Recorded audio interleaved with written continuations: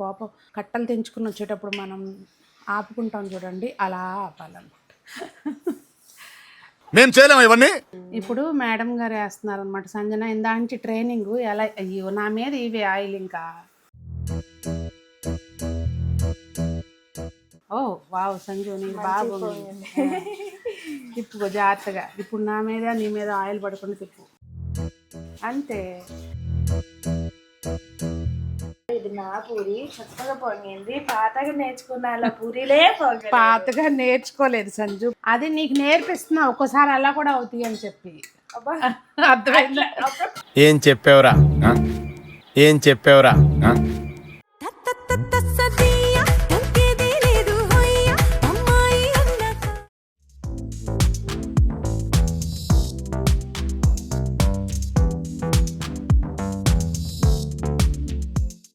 పెద్దలందరికీ నమస్తే, పిల్లలందరికీ హాయ్. ఎలా ఉన్నారండి? అందరు బాగున్నారా? మేము చాలా బాగున్నాం, మీరు కూడా చాలా చాలా బాగున్నారని ఆశిస్తున్నాను. ఈరోజు వీడియో ఏంటంటే అండి, పూరి చికెన్ కూరతో అనమాట. సో మంచిగా మసాలా పూరి చికెన్ కర్రీ అనమాట. దాన్ని ఎలా చేయాలి ఏంటి మంచి రైతా కూడా వీడియోలో షేర్ చేశానండి. అయిపోయింది మార్నింగ్, అది అయిపోయింది, తినేసాము, షూట్కి వెళ్ళాము, వచ్చి అప్పుడు ఇంట్రడక్షన్ చెప్తున్నాను అనమాట. ఇంకా లేట్ చేయకోకుండా వీడియో చూసేద్దాం. ఇది పూరి కూర కోసం కొంచెం ఆయిల్ వేసేసుకొని దానిలోకి జీలకర్ర వేసుకున్నాక, జీలకర్ర చిటపటమన్నాక పెద్ద సైజు ఉల్లిపాయ ఒకటండి. జస్ట్ నేను ఇక్కడ ఒక 400 గ్రామ్స్ చికెన్ అట్లా తీసుకుంటున్నా, దానికి అనుగుణంగా ఇవి వేస్తున్నాను అంతే. పసుపు వేసేటప్పుడు అండి ఎక్కువ వేసుకోవద్దు, జస్ట్ ఏంటంటే కొంచెం ఆ కలర్ కోసం అంతే, పసుపు టేస్ట్ రాకూడదు. ఇది చికెన్ ఏంటంటే అండి, మనం ముందు శుభ్రంగా కడిగేసుకున్న తర్వాత కొంచెం ఉప్పు, కొద్దిగా మిరియాల పొడి, కొంచెం నిమ్మరసం వేసుకుని ఆయిలేస్తామంటారు కదా, అంటే మొత్తం మ్యారినేట్ చేసి పక్కన పెట్టేసి ఒక అరగంట తర్వాత మనం మంచిగా గ్యాస్ మీద పెట్టేసుకుని ఇలా ఉడకబెట్టేసి పెట్టుకుంటే మనం కావాల్సిన రెసిపీస్ దేనిలోకైనా ఈ చికెన్ వాడుకోవచ్చు అనమాట. సో నేను ఆల్రెడీ ఫ్రై చేశానండి, ఇప్పుడేమో ఇది కూరకన్నా. ఒకవేళ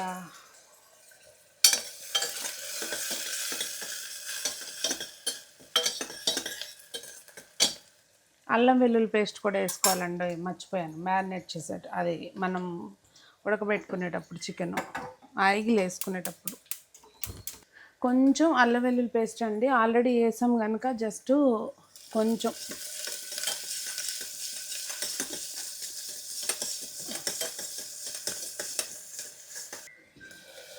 ఒక 2 టమాటాలు అండి చిన్నవి గ్రైండ్ చేసుకున్నాక వేసుకోవాలి.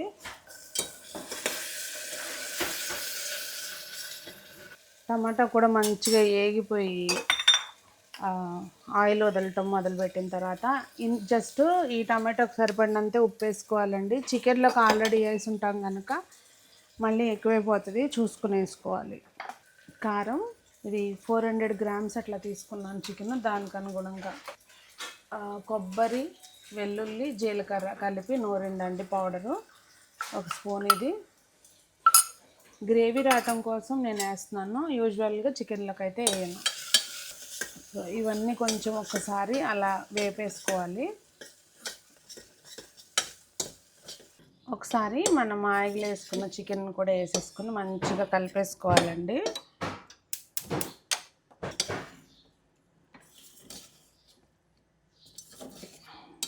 ఇప్పుడు దీనిలోకి కొద్దిగా గరం మసాలా ఇంట్లో చేసిందేనండి, అలాగే కొంచెం కొత్తిమీర వేసుకుని ఒకసారి ఇట్లా మంచిగా కలిపేసుకొని, భలే కలర్ఫుల్గా ఉంది కదా, ఉడికినాక ఇంకా బాగుంటుంది. సో దీనిలోకి కొంచెం మనకి ఎంత గ్రేవీ కావాలనుకుంటున్నామో దానికి అనుగుణంగా కొంచెం నీళ్ళు పోసేసుకుని మూత పెట్టేసి కుక్కరు జస్ట్ విజిల్ ఏం రావసరం లేదండి. విజిల్ వస్తుంది అనుకున్నప్పుడు ఆపేస్తే సరిపోద్ది, మొత్తం అంతా చక్కగా సెట్ అయిపోయి ఉంటుంది అనమాట. లేదు ఇలా ఉంచిన ఒక 5 మినిట్స్ పాటు ఉడకడం స్టార్ట్ అయిన తర్వాత ఒక సిమ్లో పెట్టేసి ఒక 5 మినిట్స్ పాటు ఉంచేసి గ్యాస్ ఆఫ్ చేసుకోవచ్చు, అలా అయినా చేసుకోవచ్చు. చూసారండి ఆయిల్ వేసింది కొంచెం, మొత్తం అంతా చక్కగా ఎట్లా సెట్ అయిపోయిందో, మంచి గ్రేవీగా చక్కగా వస్తుంది అనమాట. ఇట్లా ఇంకా కూర రెడీ అయిపోయింది. పిండి కలిపేసుకుందాం. గోధుమ పిండిలోకి జస్ట్ నేను తీసుకున్న క్వాంటిటీకి 1 టేబుల్ స్పూన్ రవ్వ అండి, 1 పావు కిలో గోధుమ పిండి తీసుకున్నా. అలాగే కొంచెం ఉప్పు, కావాలంటే ఇందులోకి కసూరి మేతి కూడా వేసుకోవచ్చు, చాలా బాగుంటుంది రుచి.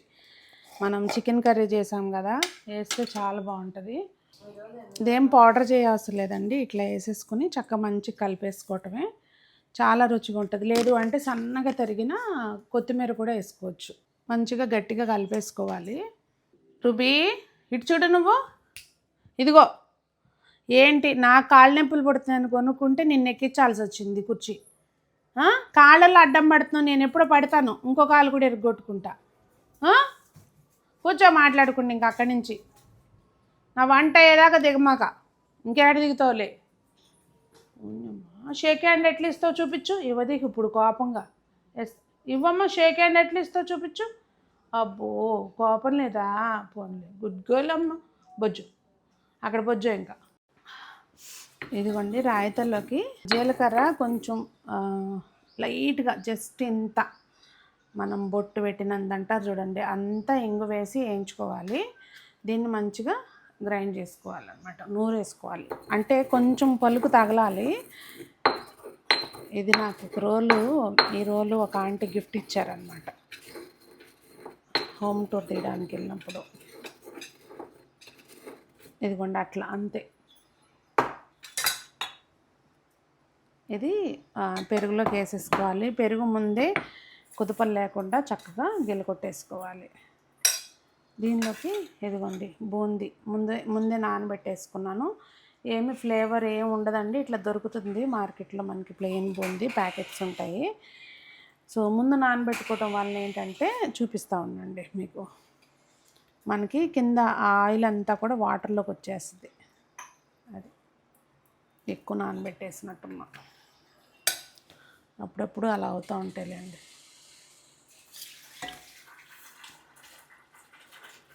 ఇది కొంచెం ఆయిల్లో జస్ట్ ముందు ఉప్పు వేయాలండి, కారం మాడిపోకుండా. ముందు కొంచెం ఉప్పు వేసేసి దాంట్లోనే కారం వేసుకుంటే మంచి ఫ్లేవర్ వస్తుంది అన్నమాట. దీన్ని మనం గిలకొట్టుకున్న ఇందులోకి వేసేసుకోవాలి. కొద్దిగా వాటర్ వేసేసి మనం అడ్జస్ట్ చేసుకోవాలన్నమాట. సో రాయితా కూడా రెడీ అయిపోయిందండి. కూర అయిపోయింది, ఇది అయిపోయింది, పిండి కలిపి పెట్టేసుకున్నాం. ఇంకా పూరి వేసేసుకుంటే వేడిగా లాగిచ్చేయడమే పని.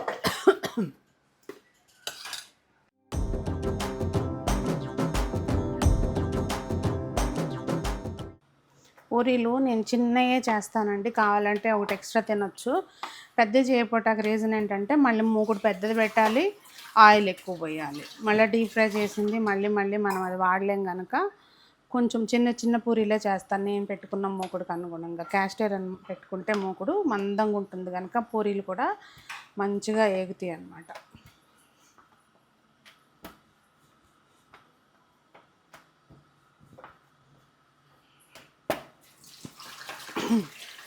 ఇట్లా మనం మసాలా పూరి చేసుకున్నప్పుడు అండి కొంచెం పంచదార వేసుకుని తింటే అబ్బా ఏమన్నా ఉంటుందిలేండి. కాకపోతే పంచదార వేసి తినాలంటే కొంచెం ఉప్పు వేసుకోవాలి పిండి కలిపేటప్పుడు, అప్పుడే రుచిగా ఉంటుంది. మనకి ఎన్ని పనులన్నా చేస్తా కానీ పూరి గుండ్రంగా చేయటం అయితే రాదు నాకు. అండ్ మా ఇంట్లో కూడా ఎవరికి ప్రాబ్లం ఉండదు, గుండ్రంగానే పూరి కావాలి అట్లా ఏం ఉండదు.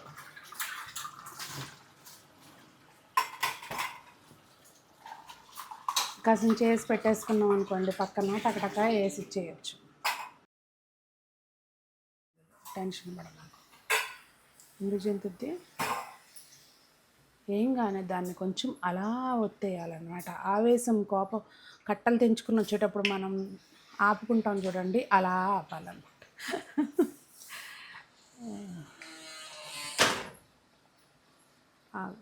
వాళ్ళనే వాళ్ళు అంటే అన్ని షేపులు వస్తాయని నేను చేసే పూరి పెళ్ళైన కొత్తల్లో. ఇప్పటికీ అదే పర్సు. కాకపోతే పాపం ఎవరు ఏమనేవాళ్ళు కాదులే, ఎట్ట పూరి ఎట్ట అట్ట తినేవాళ్ళు. అంత లేదు, ఇప్పుడు మేడం గారు వేస్తున్నారు అనమాట సంజన ఇందాంటి ట్రైనింగ్ ఎలా అయ్యో నా మీద ఇవి ఆయిల్ ఇంకా ఎలా వేయాలి ఎలా తిప్పాలి చూసింది. ఓ వావ్ సంజు నీకు బాగుంది. తిప్పుకో జాగ్రత్తగా. ఇప్పుడు నా మీద నీ మీద ఆయిల్ పడకుండా తిప్పు. అంతే అయిపోయింది. పూరి నేర్చేసుకున్నావు సంజమ్మ. ముందు పిండి కలపటం నేర్చుకోలేదు. ఏముంది పిండిదే ఉంది, డైట్కి కలుపుకోవటమే. కొంచెం ఉప్పు వేసుకున్నావు చిటికెడు. చూద్దాం నెక్స్ట్ టైం. మేమేమన్నా నేర్చుకున్నామే ఇంటి ముందు? నెక్స్ట్ టైం అన్నీ నేర్చుకోలే. అదే వస్తుంది, చేస్తే అయ్యే వస్తాయి. ఇవాళ ఎందుకు రాలేదో తెలుసుకుంటే చాలు వంటలు అంతే.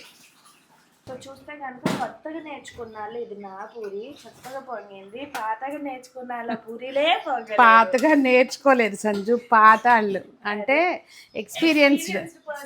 పూరి పొంగలేదు నాదే. అది నీకు నేర్పిస్తున్నా, ఒక్కోసారి అలా కూడా అవుతాయి అని చెప్పి. అర్థమైందా? ఒక్కొక్కసారి అయితే అట్లా ఒకటే రెండైనా పొంగదు. నేను అన్ని పొంగలేదు కదా.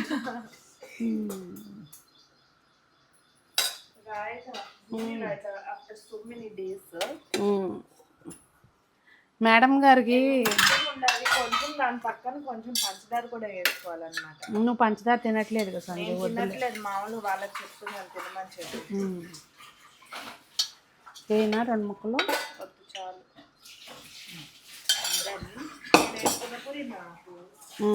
ఆనియన్ కావాలా నీకు? సరే మా ప్లేట్లోకి అయితే ఈ ఆనియన్ కూడా వెళ్తుందండి. ఇంతే ప్లేట్ రెడీ. చూసారు కదండి, పూరి అంటే ఎప్పుడో నెలకో ఎప్పుడో చేస్తాం అనమాట. ఎప్పుడు తిన్నట్టు కాకుండా ఇవాళ అలా చికెన్ తోటి తిన్నాము. చాలా ఇంట్లో అందరికీ నచ్చింది అనమాట. మీరు కూడా చికెన్తో పూరి తినడానికి ఇష్టపడతారా, గారెలు తినడానికి ఇష్టపడతారా? రెండిట్లో ఏది ఇష్టం చెప్పండి. మా వారికి యాక్చువల్గా గారెలతో ఇష్టం, కానీ చికెన్ గారెలతో ఇష్టం అనమాట. ఇవాళ పూరితో చేస్తాను అనమాట. సో మీకు ఏది ఇష్టమో కామెంట్ చేయండి. మరి అందరూ బాగుండాలి, అందులో మనం ఉండాలి అని కోరుకుంటూ మీ సునీత.